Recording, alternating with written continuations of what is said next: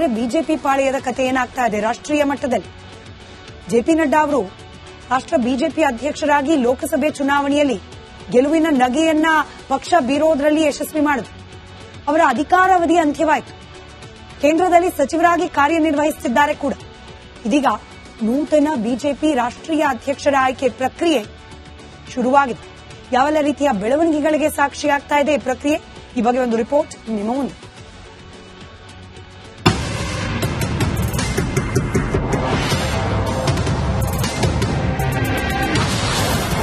ಶೀಘ್ರವೇ ಬಿಜೆಪಿಗೆ major surgery.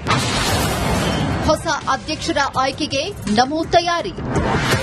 ಅತಿ ದೊಡ್ಡ ರಾಜಕೀಯ ಪಕ್ಷ ಭಾರತೀಯ ಜನತಾ ಪಕ್ಷವು ಹೊಸ ರಾಷ್ಟ್ರೀಯ ಅಧ್ಯಕ್ಷರನ್ನ ಈ ತಿಂಗಳ ಅಂತ್ಯದ ವೇಳೆಗೆ ಘೋಷಿಸುತ್ತಂತೆ. ಅಷ್ಟೇ ಅಲ್ಲ, ಹೊಸ ರಾಷ್ಟ್ರಾಧ್ಯಕ್ಷರ ಆಯ್ಕೆಯ ನಂತರ ಕೇಂದ್ರ ಸಂಪುಟ ವಿಸ್ತರಣೆ ನಡೆಯುವ ಸಾಧ್ಯತೆ ಇದೆಯಂತೆ.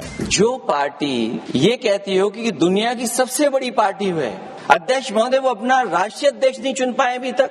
मैं अखिलेश जी ने हंसते हंसते कहा है, इसको हंसते हंसते जवाब देना। इस सामने जितनी पार्टियां हैं उनका राष्ट्रीय अध्यक्ष उन 5 लोगों को ही चुनना है परिवार के।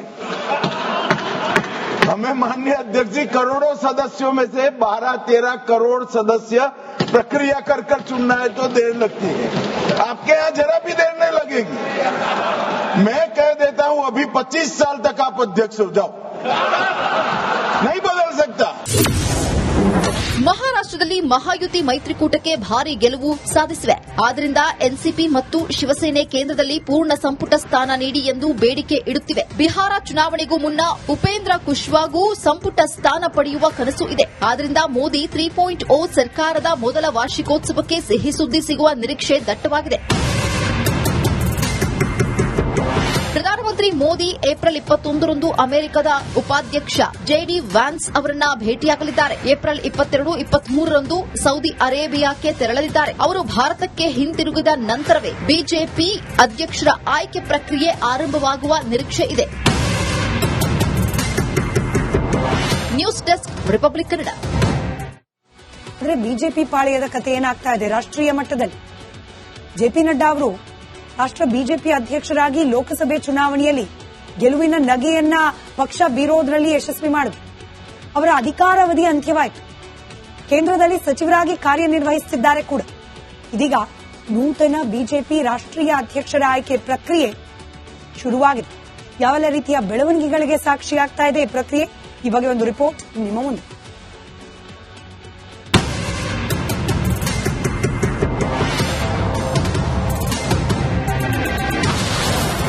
ಶೀಘ್ರವೇ ಬಿಜೆಪಿಗೆ ಮೇಜರ್ ಸರ್ಜರಿ. ಹೊಸ ಅಧ್ಯಕ್ಷರ ಆಯ್ಕೆಗೆ ನಮೋ ತಯಾರಿ. ಅತಿ ದೊಡ್ಡ ರಾಜಕೀಯ ಪಕ್ಷ ಭಾರತೀಯ ಜನತಾ ಪಕ್ಷವು ಹೊಸ ರಾಷ್ಟ್ರೀಯ ಅಧ್ಯಕ್ಷರನ್ನ ಈ ತಿಂಗಳ ಅಂತ್ಯದ ವೇಳೆಗೆ ಘೋಷಿಸುತ್ತಂತೆ. ಅಷ್ಟೇ ಅಲ್ಲ, ಹೊಸ ರಾಷ್ಟ್ರಾಧ್ಯಕ್ಷರ ಆಯ್ಕೆಯ ನಂತರ ಕೇಂದ್ರ ಸಂಪುಟ ವಿಸ್ತರಣೆ ನಡೆಯುವ ಸಾಧ್ಯತೆ ಇದೆಯಂತೆ. जो पार्टी ये कहती हो कि दुनिया की सबसे बड़ी पार्टी है, अध्यक्ष महोदय वो अपना राष्ट्रीय अध्यक्ष नहीं चुन पाए अभी तक।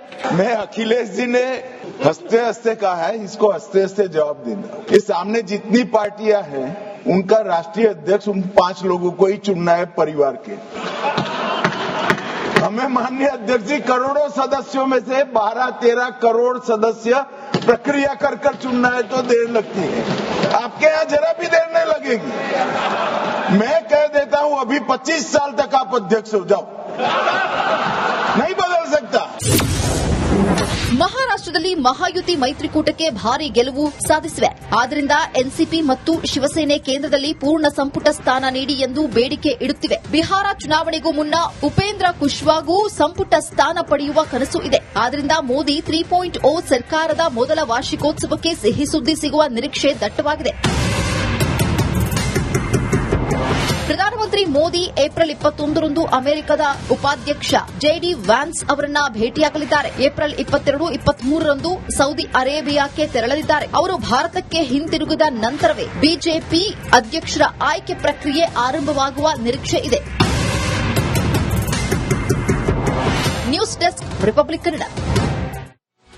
ಆದರೆ ಬಿಜೆಪಿ ಪಾಳೆಯದ ಕತೆ ಏನಾಗ್ತಾ ಇದೆ ರಾಷ್ಟ್ರೀಯ ಮಟ್ಟದಲ್ಲಿ?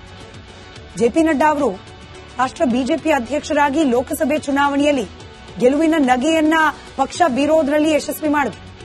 ಅವರ ಅಧಿಕಾರಾವಧಿ ಅಂತ್ಯವಾಯಿತು. ಕೇಂದ್ರದಲ್ಲಿ ಸಚಿವರಾಗಿ ಕಾರ್ಯನಿರ್ವಹಿಸುತ್ತಿದ್ದಾರೆ ಕೂಡ. ಇದೀಗ ನೂತನ ಬಿಜೆಪಿ ರಾಷ್ಟ್ರೀಯ ಅಧ್ಯಕ್ಷರ ಆಯ್ಕೆ ಪ್ರಕ್ರಿಯೆ ಶುರುವಾಗಿದೆ. ಯಾವೆಲ್ಲ ರೀತಿಯ ಬೆಳವಣಿಗೆಗಳಿಗೆ ಸಾಕ್ಷಿಯಾಗ್ತಾ ಇದೆ ಈ ಪ್ರಕ್ರಿಯೆ? ಈ ಬಗ್ಗೆ ಒಂದು ರಿಪೋರ್ಟ್ ನಿಮ್ಮ ಮುಂದೆ.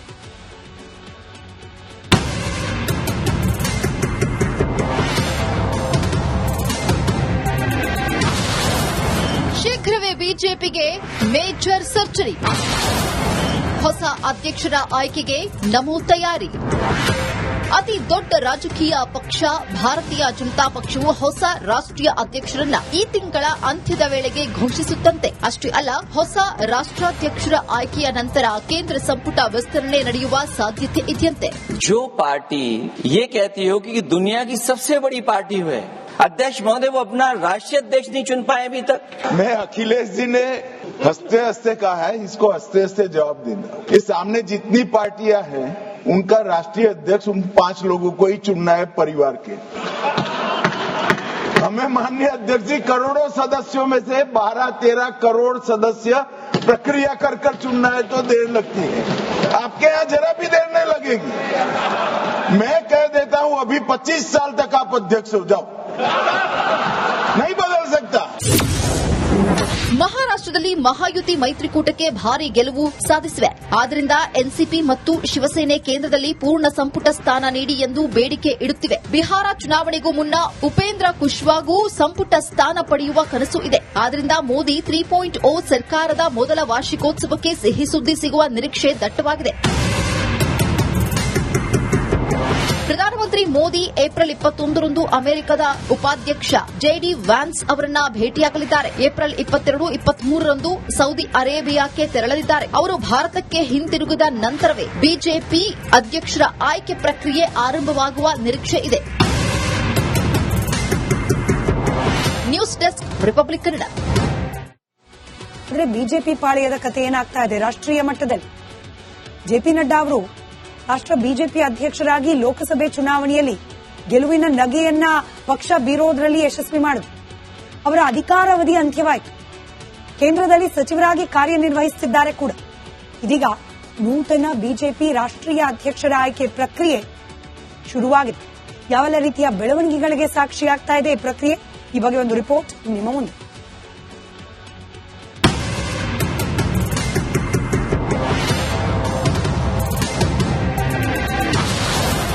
ಶೀಘ್ರವೇ ಬಿಜೆಪಿಗೆ ಮೇಜರ್ ಸರ್ಜರಿ.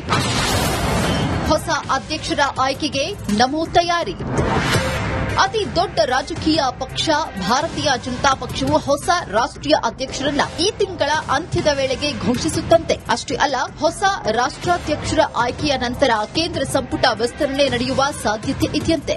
जो पार्टी ये कहती हो कि दुनिया की सबसे बड़ी पार्टी है, अध्यक्ष महोदय वो अपना राष्ट्रीय अध्यक्ष नहीं चुन पाए अभी तक. मैं अखिलेश जी ने हंसते हंसते कहा है, इसको हंसते हंसते जवाब देना. ये सामने जितनी पार्टियां हैं उनका राष्ट्रीय अध्यक्ष उन 5 लोगों को ही चुनना है परिवार के. हमें माननीय अध्यक्ष जी करोड़ों सदस्यों में से 12-13 करोड़ सदस्य प्रक्रिया कर चुनना है तो देर लगती है. आपके यहाँ जरा भी देर नहीं लगेगी. मैं कह देता हूँ अभी 25 साल तक आप अध्यक्ष हो जाओ, नहीं बदल सकता. ಮಹಾರಾಷ್ಟ್ರದಲ್ಲಿ ಮಹಾಯುತಿ ಮೈತ್ರಿಕೂಟಕ್ಕೆ ಭಾರಿ ಗೆಲುವು ಸಾಧಿಸಿವೆ. ಆದ್ದರಿಂದ ಎನ್ಸಿಪಿ ಮತ್ತು ಶಿವಸೇನೆ ಕೇಂದ್ರದಲ್ಲಿ ಪೂರ್ಣ ಸಂಪುಟ ಸ್ಥಾನ ನೀಡಿ ಎಂದು ಬೇಡಿಕೆ ಇಡುತ್ತಿವೆ. ಬಿಹಾರ ಚುನಾವಣೆಗೂ ಮುನ್ನ ಉಪೇಂದ್ರ ಕುಶ್ವಾಗೂ ಸಂಪುಟ ಸ್ಥಾನ ಪಡೆಯುವ ಕನಸು ಇದೆ. ಆದ್ದರಿಂದ ಮೋದಿ 3.0 ಸರ್ಕಾರದ ಮೊದಲ ವಾರ್ಷಿಕೋತ್ಸವಕ್ಕೆ ಸಿಹಿ ಸುದ್ದಿ ಸಿಗುವ ನಿರೀಕ್ಷೆ ದಟ್ಟವಾಗಿದೆ.